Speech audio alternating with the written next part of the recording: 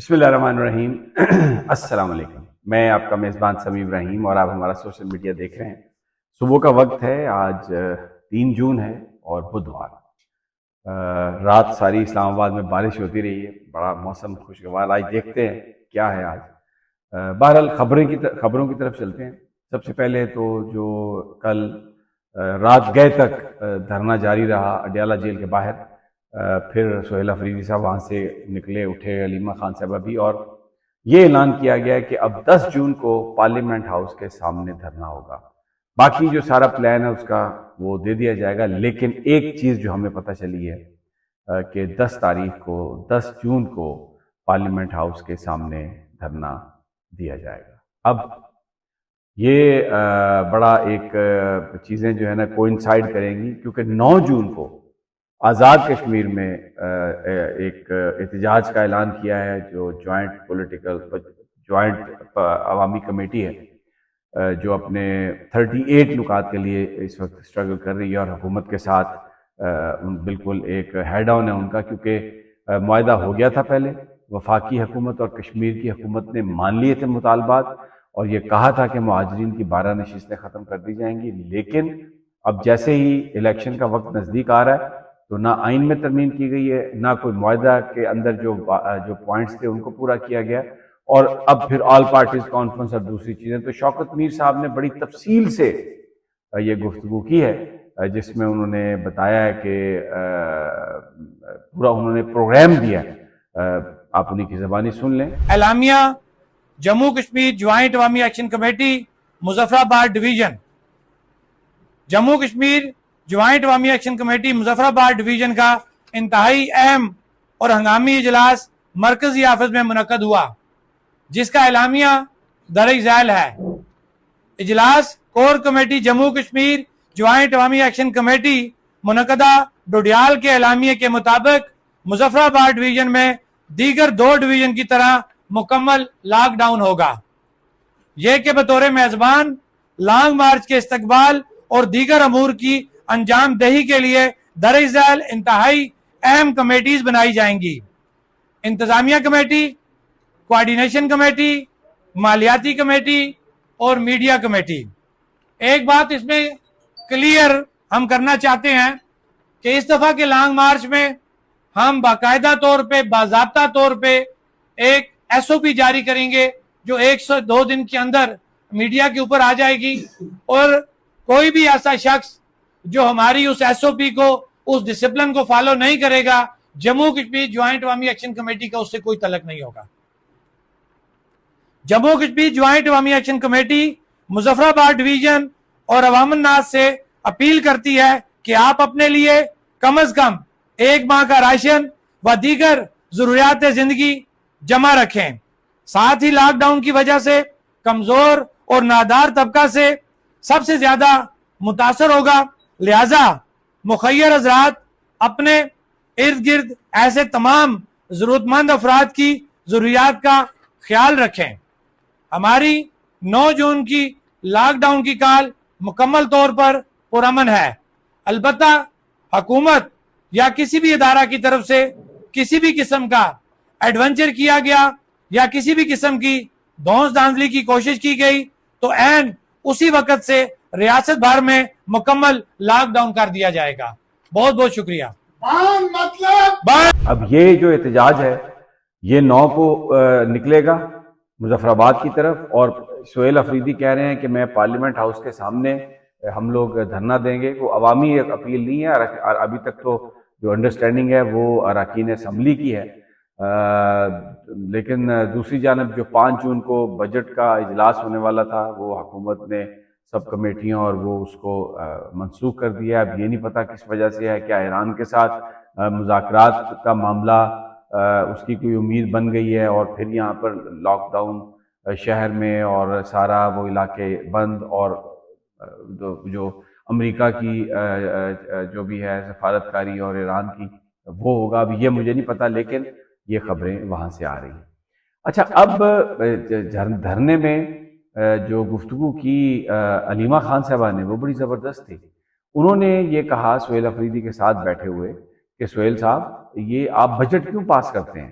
اب جب خان صاحب نے یہ کہا تھا کہ میں بجٹ کو دیکھوں گا اور اس کے بعد بجٹ پاس ہوگا، تو آپ یہ شرط رکھیں کہ ہم نے اپنے لیڈر کو یہ بات کرنی ہے، دکھانی ہے بجٹ، اور اس کے بعد یہ سب کچھ ہوگا۔ علیمہ صاحبہ کی سن لڑو اس کے لیے، سب لڑو اس کے لیے۔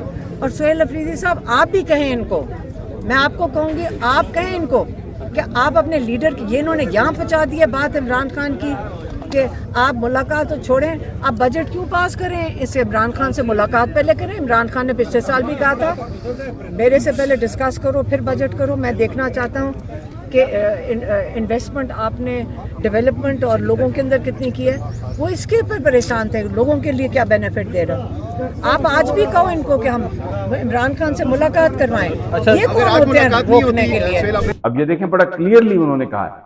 تو اس کے جواب میں سہیل افریدی صاحب نے جو بات کہی وہ بھی میں آپ کو سنا دیتا ہوں۔ سہیل افریدی صاحب نے کہا کہ ہم نے جو بجٹ ہے اس کو ہم نے بیلنس بجٹ دیا ہے، کوئی سرپلس بجٹ نہیں ہے، اور جو حقوق ہیں خیبر پختونخوا کے عوام کے وہ ہم اس کو مانے جائیں گے۔ کابینہ سے بجٹ اپروول کی انہوں نے بات کر دی ہے۔ جو علیمہ خان صاحبہ کہہ رہی تھی کہ بجٹ آپ عمران خان صاحب سے ملاقات کی شرط رکھیں، اس کے حوالے سے کوئی سہیل صاحب نے بات نہیں کی، ذرا سن لیں۔ کی صحت پر عمران خان صاحب کی حقیقی آزادی کے ساتھ ساتھ اس بجٹ پر رکھے۔ تمام دوستوں سے میری ریکویسٹ ہے، خیبر پختونخوا کی حکومت نے اپنی کیبنٹ سے بجٹ پیپر پاس کر دیا جس میں بیلنس بجٹ دیا گیا ہے، کوئی سرپلس بجٹ نہیں دیا گیا ہے۔ خیبر پختونخوا کی عوام کے لیے یہ ان کا حق ہے، ہم نے عوام دوست بجٹ انشاءاللہ تعالی پیش کرنا ہے، کیونکہ یہ خیبر پختونخوا کے عوام کا حق ہے۔ انہوں نے عمران خان صاحب کو ووٹ دیا ہے۔ عمران خان صاحب کی ویژن کے مطابق ہمارا focus health, education, youth, agriculture, forest پر ہے، اور انشاءاللہ تعالی ہم جو ہمارے مائنارٹیز ہیں، جو ہمارے پرسن ود ڈسیبلٹیز ہیں، ان کے لیے انشاءاللہ بہت اچھی چیزیں اس بجٹ میں لا رہے ہیں، اور یہ انویسٹمنٹ آن ہیومن بینگز ہوگی۔ ہمارا بجٹ ہم جانے اور ہماری عوام جانے خیبر پختونخوا، لیکن وفاقی بجٹ جو ہے اس کا امپیکٹ۔ اچھا، اب ہم چلتے ہیں ذرا گلگت بلتستان کی طرف، اور میں آپ کو بتاتا ہوں کہ وہاں پر جو الیکشن کیمپین کس طرح سے چل رہی ہے۔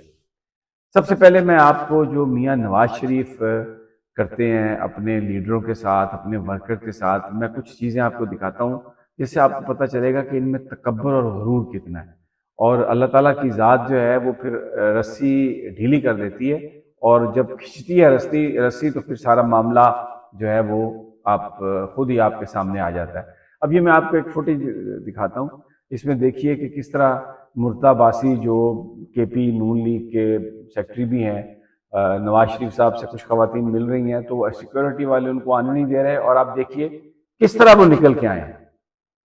اب یہ دیکھیں، یہ جو ان کے لیڈران ہیں ان کا سیکورٹی والے یہ حال کرتے ہیں۔ اچھا، پبلک جو جلسہ کرنا تھا وہ تو کیا نہیں، لیکن ایک ہوٹل میں انہوں نے میٹنگ کی، اور وہاں پر لوگ کرسیوں میں بیٹھے ہوئے بڑے بڑے ان کے آفس بیرر ان کے ساتھ۔ میڈیا اور عام آدمی کے حوالے سے ان کی کیا سوچ ہے، کیا اپروچ ہے ان کی اور ان کے لیڈران کی، یہ میں آپ کو ایک فوٹیج دکھاتا ہوں۔ ایک کیمرہ مین ہے، اس کو جس طرح سے ایک نون لیگی رہنما نے دھکا دیا، اور سب وہاں پر خاموشی سے بیٹھے رہے، اور دیکھیے ذرا۔ دل سے محبت اور دلی محبت، تو جب علاقے سے دلی محبت تو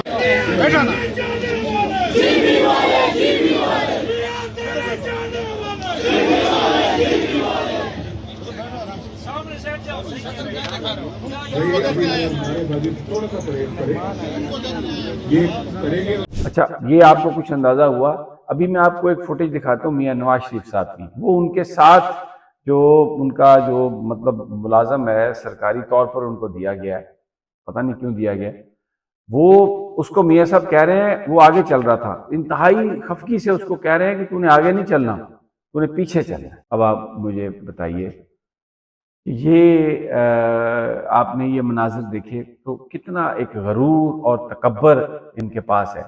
اب عوامی پارٹی جو ہوتی ہے اس کا معاملہ ہی کچھ اور ہوتا ہے۔ میں یہ آپ کو پی ٹی آئی کے جلسوں کی جھلک دکھاتا ہوں، دیکھیے ذرا یہ جوش۔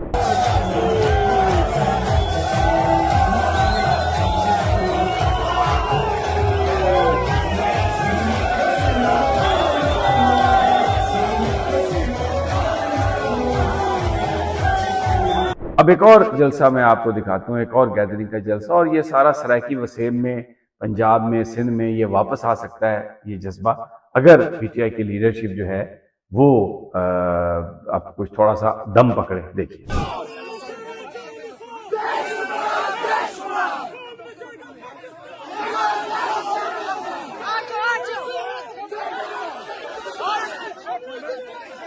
اچھا، اب یہ مناظر ہیں جس میں آپ نے دیکھا کہ پی ٹی آئی کا جوش و خروش کیا ہے، لیکن پولیس پی ٹی آئی کے ساتھ کیا حشر کر رہی ہے. نون لیگ کو پروٹوکول، نواز شریف کو پروٹوکول، بلاول کو پروٹوکول، آصفہ کو پروٹوکول، سب کو پروٹوکول. پی ٹی آئی کی لیڈرشپ ساری گرفتار، سلمان اکرم راجہ کو بھی گرفتار، پنچوتا کو بھی گرفتار، جو لوگ وہاں پر گئے تھے سب کو گرفتار کر صوبہ بدر وہ کر رہے ہیں. لیکن جو ورکرز ہیں، جو عوام ہے، اس کی کیا اس وقت کیفیت ہے، وہ کیسے پولیس سے لڑ رہی ہے، آئیے آپ کو یہ بھی میں دکھاؤں.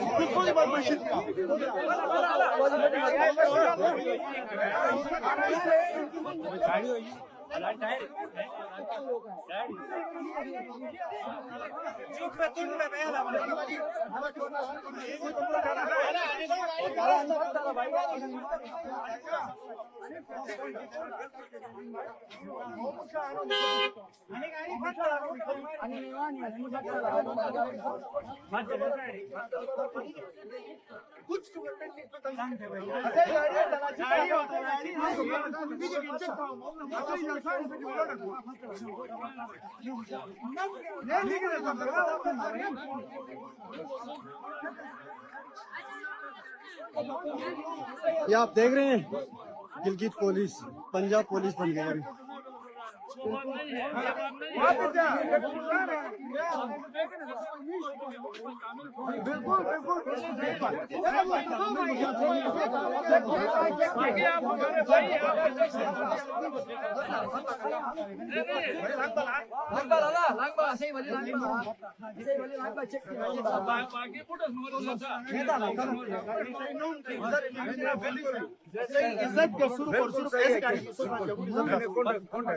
پاکستان